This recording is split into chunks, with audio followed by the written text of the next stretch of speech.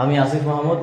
আমি ঢাকা বিশ্ববিদ্যালয়ের ভাষাবিজ্ঞান বিভাগের মাস্টার্সে অধ্যয়নরত শিক্ষার্থী এবং বাংলাদেশে বর্তমানে চলমান বৈষম্য বিরোধী ছাত্র আন্দোলনের একজন সমন্বয়ক।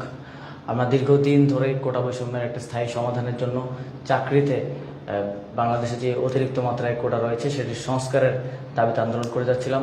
শিক্ষার্থীদের শান্তিপূর্ণ আন্দোলনে সরকার দলীয় ছাত্র সংগঠন, বাংলাদেশ ছাত্রলীগ, যুব সংগঠন, যুবলীগ, পুলিশ, র্যাব, বিজিবি, সোয়াতের মতো স্পেশাল ফোর্স ব্যবহার করে হামলা করে এবং এ পর্যন্ত আমরা 10 জনের মৃত্যুর সংবাদ পেয়েছি।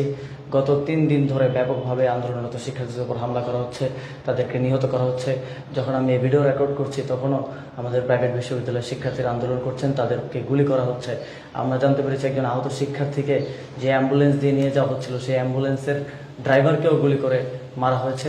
শিক্ষার্থীরা শান্তিপূর্ণভাবে তাদের দাবি আদায় করতে চাচ্ছিল, কিন্তু সরকার শিক্ষার্থীদেরকে দমন পীড়নের জন্য শিক্ষার্থীদের যৌক্তিক দাবিতে মনোনিবেশ না করে তাদের উপর হামলা করেছে, যে কারণে শিক্ষার্থীরা অত্যন্ত ক্ষুব্ধ হয়েছে।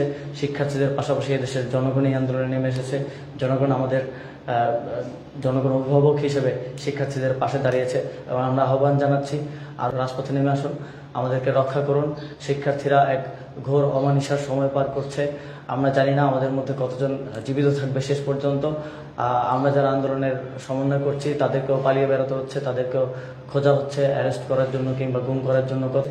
আমরা গভীর শঙ্কায় নিমজ্জিত আছি।